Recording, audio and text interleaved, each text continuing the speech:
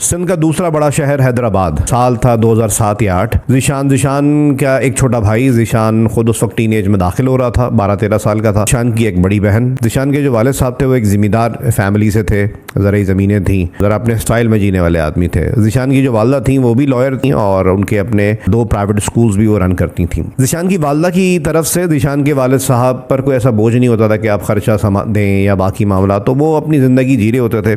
अक्सर तो हफ्तों हफ्तों घर नहीं आते थे। ज़ाहिर लड़के उनकी तरबियत में बाप का किरदार होना चाहिए, तो वो किरदार भी उस तरह नहीं निभा रहे थे। वालदा जीशान की इतना कर देती थी कि एक शहाना ज़िंदगी कहा जाए तो गलत नहीं होगा। 2006-7 में जीशान की वालदा बहुत ज़्यादा बीमार रहने लगे। 2008 में उनको कैंसर डायग्नोज हुआ। उस वक्त भी उनके शौहर की तरफ से कोई खास तवज्जो नहीं दी गई। जीशान पर ही एक तरह से सबसे ज़्यादा लोड था। उस वक्त शायद 13 साल उसकी उम्र थी, 12 या 13 साल। जीशान ने सारे वो मामला देखे कि किस तरीके से 2008 से 2012 तक जीशान की वालदा ने सिसकते तड़पते अकेले जंग लड़ते इस दुनिया से चली गई। जीशान ने वो लम्हात देखे कि किस तरीके से उनके 2 वो स्कूल भी ख़त्म हुए। ना सिर्फ ख़त्म हुए, वो इमारतें बिक गई। छोटे मोटे प्राइवेट स्कूल जो होते हैं वैसे स्कूल्स थे। जितना पैसा था वो तो ख़त्म हुआ ही हुआ, उल्टा ये लोग कोई 35 लाख रुपए के कर्ज में आ गए जब तक जीशान की वालदा का इंतकाल हुआ। अच्छा, 2012 में मैंने आपको बताया जीशान की वालदा का इंतकाल हुआ। उससे पहले 2010 या 11 था, इसने छोटी मोटी जॉब्स करनी शुरू कर दी थी। लोडर की जॉब कर रहा है, कोई जॉब कर रहा है, कोई जॉब कर रहा है, क्योंकि घर में पैसे ख़त्म हो गए थे।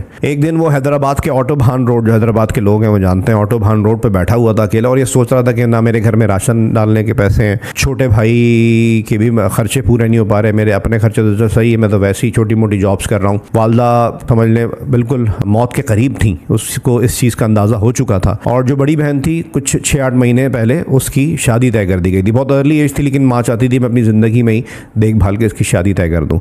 उसकी शादी भी करनी है। ये सब परेशानियाँ लिए वो मेन ऑटो भान रोड पर बैठा हुआ था और ये सोच रहा था। घर जा रहा है ना कहीं और जा रहा।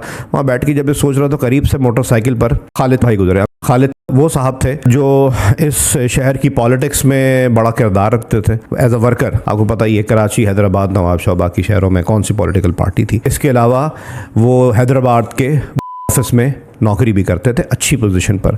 उन्होंने जब देखा कि जीशान बैठा हुआ है रोड की साइड पर, तो वो बाइक पे जाते हुए रुके और उन्होंने पूछा कि भाई क्या हुआ। कह रहा नहीं परेशान लग रहे हो यार। वो इसको अपने साथ ले गए दफ्तर में जहाँ वो काम करते थे, उसको बिठाया, चाय वाय पिलाई। जब उससे पूरी चीज़ें पूछ ली ना, उनको अंदाज़ा हुआ कि ये माली तौर पर परेशान है। एक यंग बच्चा जारी बता ही देगा चीज़ें। उन्होंने उस वक्त 2012 की बिल्कुल शुरू की बात है, तो उस वक्त उसके हाथ में 5,000 रुपये रखे कि तुम एक काम किया करो, तुम अपनी जॉब के बाद 2 बजे तुम्हारी जॉब खत्म होती है तो मेरे पास यहाँ पर आ जाया करो, मैं तुम्हें रोज़ाना का खर्चा दे दिया करूँगा। उसने ऐसे ही किया। काम कुछ ज़्यादा नहीं था। हैदराबाद के अलावा टंडोजाम, टंडोलाया, बाकी जो इर्द गिर्द के जो इलाके हैं वहाँ से जाकर रिकवरी करनी होती थी, रकम लेकर आनी होती थी। और लड़के भी रखे हुए थे, लेकिन इसको भी एक इजाफी ड्यूटी मिल गई कि तुम अपनी जो भी छोटी मोटी नौकरी करते हो उसके बाद 2 बजे आओ मेरे पास, मैं तुम्हें जहाँ भेजा करूँगा वहाँ से रकम लाया करो।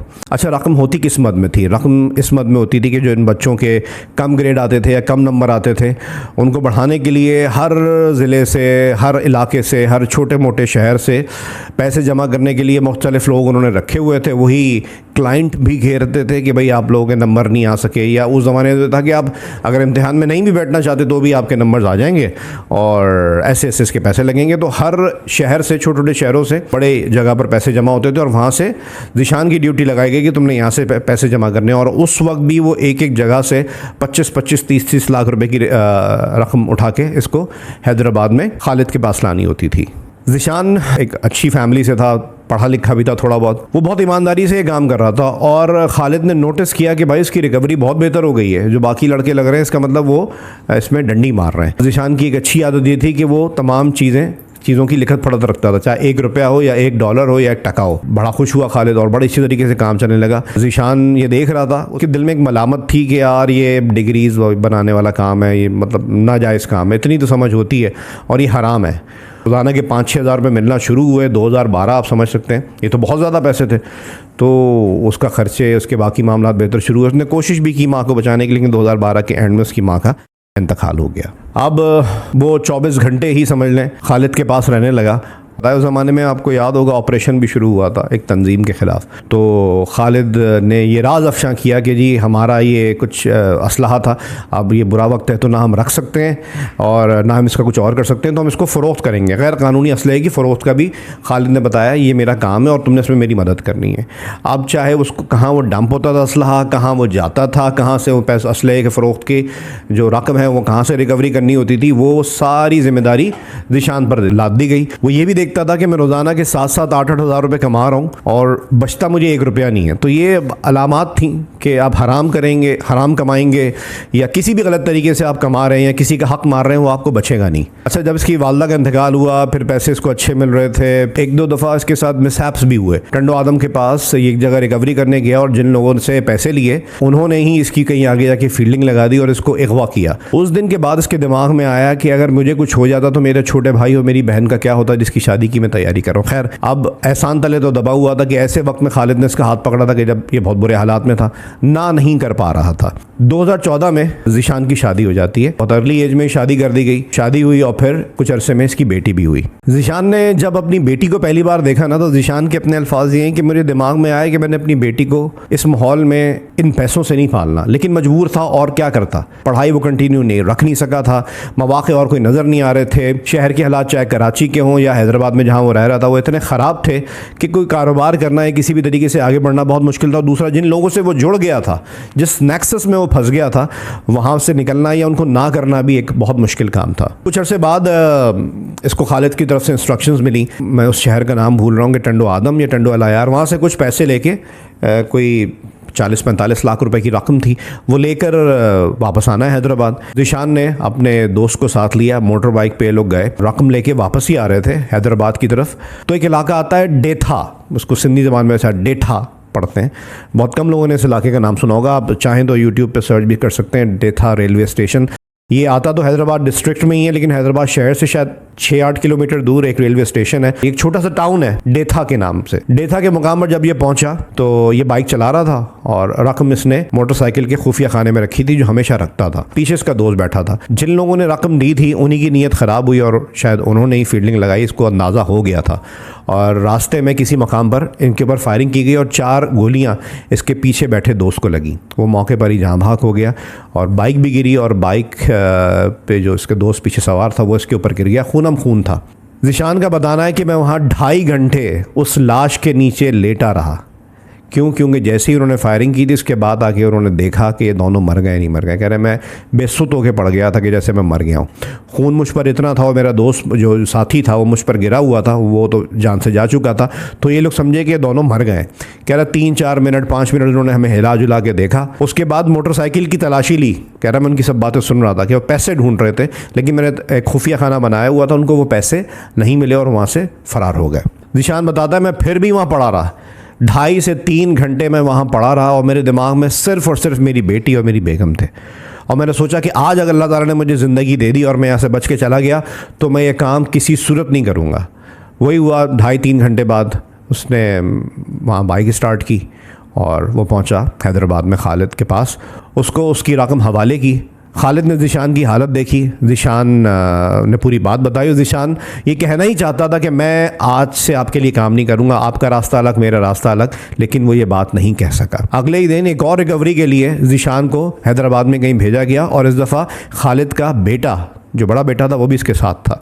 वापसी पर खालिद के बड़े बेटे ने उस रिकवरी की रकम में से 8,000 रुपये निकाल लिए और ज़ीशान को बोला कि खामोश रहना, वालिद साहब को नहीं बताना। वहाँ जब गए खालिद के पास रकम रखी ज़ीशान ने। ज़ाहिर बात है घाक आदमी था, थोड़ा तजर्बेकार आदमी था। उसने रकम की गड्डी देख कर ही बोला इसमें पैसे कम है, गिनो कितने कम है। ज़ीशान ने गिने। ज़ीशान के साथ खालिद का बेटा भी खड़ा हुआ था। ज़ीशान ने बोला इसमें 8,000 रुपये कम है। खालिद ने नाराज़गी का इजहार किया। ज़ीशान ने वाज़ेह तौर पे बोल दिया ये आपके बेटे की हरकत है। और लेकिन उसने नोटिस किया कि खालिद ये मानने को शायद तैयार नहीं कि इसके बेटे की हरकत है, गोगे वो जानता है कि बेटा इसकी इस तबीयत का है। उस वक्त ज़ीशान ने बोला कि मैं आपको ये बात 2-3 दिन पहले कहने वाला था जब मैं मौत के मुँह से वापस आया, लेकिन अब मैं आपको ये बात कह रहा हूँ कि आज से मेरे और आपके रास्ते अलग। उसने किसी तरीके से वो जो 7-8 हज़ार रुपये थे अपनी जेब से दिए। उसने बोला मैं आपको हल्फन कह रहा हूँ ये आपके बेटे ने लिए हैं, लेकिन आप मुझ पर एतमाद नहीं कर रहे। लेकिन इस वजह से नहीं, मैं वैसे ही समझता हूँ कि अब हराम इससे ज़्यादा मैं कमाना अफोर्ड नहीं कर सकता। मुझे लगता है किसी भी लम्हे मेरे सामने आ जाएगा, उसके बाद मेरी बच्ची और मेरी बेगम का क्या होगा ये मैं इमेजिन भी नहीं कर सकता। तो मेरे रास्ते आज से आपसे अलग हैं। मिलना जुलना, हमारा शहर एक है, लेकिन मैं आपके लिए काम नहीं करूँगा। उसने हिम्मत करके बात कही और वो वहाँ से रवाना हो गया। थोड़ी देर बाद खालिद का फ़ोन आता है। खालिद कहता है भाई मुझे इत्तलात हैं कि मेरे पास पाकिस्तान की एक बड़ी मोतबर फोर्स है, वो रेड करने वाली है जहाँ हमने असलहा डंप किया हुआ है। मेरी आखिरी बार मदद कर दो, मैं तुम्हारा ज़िंदगी भर एहसानमंद रहूँगा। ज़ीशान ने बोला, बस दिल में सोचा कि आखिरी बार है। वो ज़ीशान वापस जाता है खालिद के पास। उस मकाम पर गधा गाड़ियाँ कुछ अरेंज करते हैं, उस पर असलहा लाते हैं, असलहे के ऊपर दूसरा सामान रखते हैं कैमोफ्लाज करने के लिए, और हैदराबाद की फुलेली नहर में जाके उस असलहे को बहा देते हैं। ज़ीशान का बताना है कि उस असलहे की मालियत अगर इस वक्त देखा जाए तो 4.5-5 करोड़ का वो उस वक्त असलहा था, वो बहा दिया गया। ज़ीशान ने बताया कि मुझे लगा कि शायद मेरी तरह खालिद ने भी तौबा कर ली, लेकिन खालिद ने तौबा नहीं की थी। वो उस छापे के खौफ से उस काम को वक्ती तौर पर ख़त्म कर रहा था। अब आप सोच रहे होंगे कि जी मैं क्या कैमरामैन था, मैं क्या वो गधा गाड़ी वाला था, या मैं ऑटोबान रोड पे कोई ऑटो रिक्शा चला रहा था जो मैंने सब कुछ देखा। स्टोरी टेलिंग का सिलसिला है और इसकी वजह से कितने लोगों का प्यार मिलता है, कितने लोगों का एतमाद मिलता है। यकीन करें कभी कभी आंखों में आंसू आ जाते हैं और लोग एतमाद करके अपनी बहन बेटी, अपनी ज़िंदगी, अपने बच्चों, अपने वालिद, अपनी वालदा की कहानी सुनाते हैं। और वो ऐसा लगता है वो कहानियाँ साझी हैं, वो किसी की मुख्तलिफ नहीं है, बस वो बयान कर रहे होते हैं, वो बहादुर होते हैं। ज़ीशान नाम का वो बच्चा आज एक मुल्क में मौजूद है।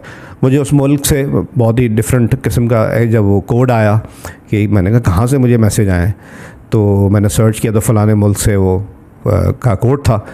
उसने मैसेज करके दरख्वास्त की कि मैं फ़ोन पे बात करना चाहता हूँ। फ़ोन पे बात हमारी किसी वजह से नहीं हो सकी। फिर उसने मुझे मैसेजेस भेजे और उसने पूरा मुझे ये वाक़या बताया। और ये वही शख्स था जिस ज़ीशान की मैं बात कर रहा हूँ, जो वो बच्चा था जिसने वो काम छोड़ने की हिम्मत की।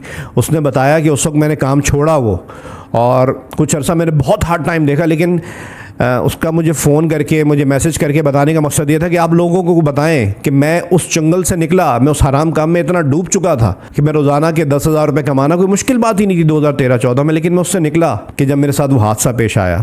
और अल्लाह ताला ने मेरे निकलने की नीयत की वजह से, मेरी अच्छाई की नीयत की वजह से मेरे लिए असबाब पैदा किए, और मैं अब जो फ़लाने मुल्क में मौजूद है, मैं वहाँ मौजूद हूँ। 10-11 साल हो गए और मैं यहाँ एक कंपनी में, एक मतलब कोई ऐसा नहीं है मतलब पढ़ा लिखा नहीं था, लेकिन एक सुपरवाइजरी के पोस्ट पर मैं काम कर रहा हूँ, क्योंकि मेरा एक्सपीरियंस था फ़लाने काम में। मैं जितना कमा रहा था उस वक्त, उससे 3 गुना कमा रहा हूँ। आज मेरी 2 बेटियाँ और 2 बेटे और अल्लाह ताला ने मुझे दिए हैं और मैं बहुत खुश हूँ। आज मैं कभी कभी पाकिस्तान तो खैर आ नहीं सकता, ना आया हूँ, लेकिन मैं रब्ता करता हूँ उन पुराने लोगों से। तो उसमें से कोई जेल में है, कोई अल्लाह मियाँ के पास जा चुका है, कोई छुपता फिर रहा है, किसी की फैमिली का कुछ नहीं पता। ये कहानी मैं आपसे शेयर कर रहा हूँ और उम्मीद है कि आप इसमें से तमाम जावियों को पॉजिटिव ही लेंगे। कोई चीज़ बयान करते हुए अगर मुझसे कोताही हो गई हो जिसकी वजह से आपकी दिल आज़ारी हुई हो, तो यकीन कीजिए मैं दिल की गहराई से आपसे माफ़ी मांग रहा हूँ। और दिल की गहराई से ये बात भी कह रहा हूँ कि कहानी सुनाने का मकसद, मैं इन शहरों का सिस्टम देखता रहा हूँ, मैं इस शहर के सिस्टम का ऐनी शाहिद कह सकते हैं ना, वो रहा हूँ। तो मैं उस ज़ीशान की तकलीफ़ समझ सकता था और मैं हैरान था कि सिस्टम के माहौल से निकल कर उसने अपनी ज़िंदगी को किस तरह बिल्कुल 180 डिग्री चेंज किया। तो ये हौसला देने के लिए कहानी है उन लोगों के लिए जो सोचते हैं कि हम बुरे सिस्टम से या किसी के चुंगल से निकल कर हंसी खुशी एक अच्छी ज़िंदगी नहीं जी सकते। आप जब ही जी सकते हैं आपके लिए जब असबाब पैदा हों। असबाब कब पैदा होंगे? जब आप नीयत करेंगे। नीयत करने के बाद आप अपने खुदा से मांगेंगे, उसको वास्ता देंगे कि मैं अपने ख़ानदान के लिए कर रहा हूँ, अच्छी ज़िंदगी के लिए कर रहा हूँ, और मैं नहीं चाहता कि जो भी मैं बुरा काम कर रहा हूँ इसके लिए किसी के भी बच्चे, किसी की भी बेटी का बुरा हो। तो अल्लाह ताला ज़रूर आपकी मदद करेगा। बहुत शुक्रिया।